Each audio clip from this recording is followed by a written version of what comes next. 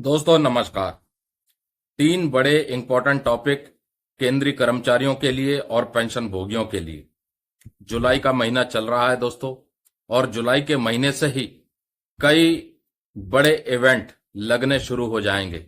और इवेंट के साथ साथ सेंट्रल गवर्नमेंट एम्प्लॉयज और पेंशनर्स की सैलरी और पेंशन बढ़ोतरी के भी बड़े मजबूत संकेत नजर आ रहे हैं। शुरुआत करेंगे जुलाई से बढ़ने वाले महंगाई भत्ते और महंगाई राहत की। जिस तरह से all India consumer price index और इंडस्ट्रियल वर्कर के आंकड़े आते हैं, 6 महीनों के आंकड़े लिए जाते हैं और उन आंकड़ों के द्वारा कैलकुलेशन लगाई जाती है कि कितना % डीए और डीआर केंद्रीय कर्मचारियों को और पेंशन भोगियों को भुगतान किया जाना है। इसकी घोषणा केंद्र सरकार द्वारा की जाती है एक तय समय पर। जनवरी से बढ़ने वाले डीए की घोषणा लगभग मार्च के महीने में हो जाती है, अप्रैल तक भुगतान हो जाता है। जुलाई से बढ़ने वाले डीए और डीआर की घोषणा लगभग सितंबर महीने तक हो जाती है और अक्टूबर तक इसका भुगतान भी हो जाता है। इस बार भी महंगाई भत्ता और महंगाई राहत में एक अच्छी बढ़त देखने को जरूर मिलेगी। दोस्तों, पिछली बार जब केंद्र सरकार ने डीए और डीआर में 4% की बढ़ोतरी की थी, तो जो मौजूदा डीए था 46% से 50% हो गया था। इस बार भी पूरी तरह अनुमान लगाया जा रहा है कि 3 से 4% की बढ़ोतरी फिर से देखने को मिल सकती है और फिर डीए हो जाएगा 53% या फिर 54%। अब ये 53 होगा, 54 होगा या सिर्फ 3% या 4% रहेगा, और इस तस्वीर का खुलना अभी बाकी है, क्योंकि बहुत सी खबरें बीच में चली थी इंटरनेट पर, सोशल मीडिया पर, कि 50% डीए क्रॉस करते ही बेसिक पे में मर्ज कर दिया जाएगा और डीए की कैलकुलेशन दोबारा से शुरू होगी। इस बात की संभावनाएं बहुत कम है, लेकिन फिर भी जो शंका है मन में, क्योंकि इंटरनेट सोशल मीडिया ने बहुत सी कंफ्यूजन पैदा कर दी है कि डीए की कैलकुलेशन दोबारा से शुरू होगी, बेसिक पे में मर्ज होगा। तो जब सरकार सितंबर के महीने में इसकी घोषणा अगर करती है तो पूरी तरह से साफ हो जाएगा कि क्या वाकई में डीए और बेसिक पे मर्ज होने वाला है या फिर कंटिन्यूएशन में डीए चलने वाला है। लेकिन एक बात तो कंफर्म है कि 3% से 4% तक की बढ़ोतरी इस बार भी देखने को जरूर मिलनी चाहिए। दूसरा है दोस्तों, 1 जुलाई से वन रैंक वन पेंशन 3 और वन रैंक वन पेंशन 3 के लिए फंड अभी तक आवंटित नहीं हुआ है। बहुत हद तक उम्मीद की जा रही है कि केंद्र सरकार के द्वारा जल्द ही वन रैंक वन पेंशन 3 की पॉलिसी को लागू किया जाएगा और उसके लिए फंड आवंटित किया जाएगा। हालांकि इसका भुगतान विद एरियर मतलब जुलाई के महीने से जरूर मिलेगा।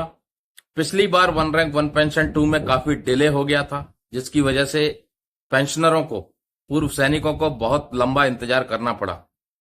सुप्रीम कोर्ट तक का दरवाजा खटखटाना पड़ा एक मुश्त एरियर के लिए, फिर भी वो चीज हासिल नहीं हो पाई। तो इस बार उम्मीद की जा रही है कि वन रैंक वन पेंशन 3 जब भी लागू होगा, एक मुश्त एरियर में भुगतान होना चाहिए।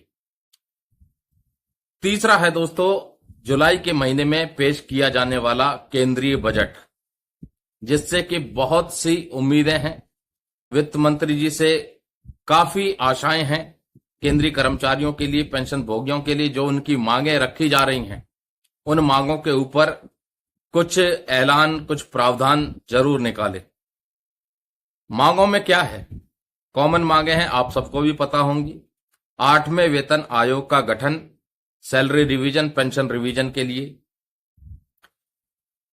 जो डियरनेस अलाउंस का एरियर बकाया है 18 मंथ्स का, कोरोना काल के दौरान केंद्र सरकार ने 18 महीने का डीए और डीआर भुगतान नहीं किया था, उसको वापस से रिकंसीडर करने की मांग है, ताकि जो बकाया है डीए एरियर, उसका भुगतान केंद्रीय कर्मियों को और पेंशन भोगियों को हो सके। कम्यूटेशन की रिकवरी जो अभी 15 साल तक है, वो 12 साल तक सीमित रहे। दोस्तों, कम्यूटेशन वाला मुद्दा डीओपीटी से DOPPW यानी department of pension and pensioners welfare में चला गया है। अब वहां पर तय किया जाएगा कि ये जो कम्यूटेशन की रिकवरी 15 साल तक हो रही है, क्या ये 12 साल तक रहेगी या फिर जो भी सरकार फैसला लेगी उसके ऊपर जल्द ही निर्देश देखने को मिलेंगे।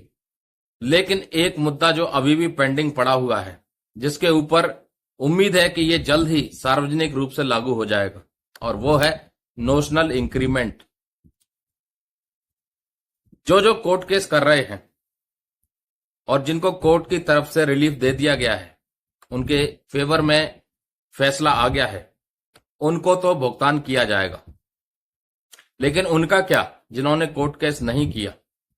तो दोस्तों, अभी तक केंद्र सरकार की तरफ से नोशनल इंक्रीमेंट पर फाइनल आदेश नहीं है, इसलिए तब तक जब तक कि ये नियम सार्वजनिक रूप से सबके लिए लागू नहीं होता, तब तक इसका हर पेंशनर को मिलना मुश्किल है। अगर केंद्र सरकार फैसला नहीं लेती तो सुप्रीम कोर्ट के जजमेंट के आधार पर अगर आप सिमिलर सिचुएशन में सिचुएटेड हैं तो आप भी कोर्ट केस करें और अपना नोशनल इंक्रीमेंट का जो भी बकाया है उसको जीतें और सरकार से प्राप्त करें।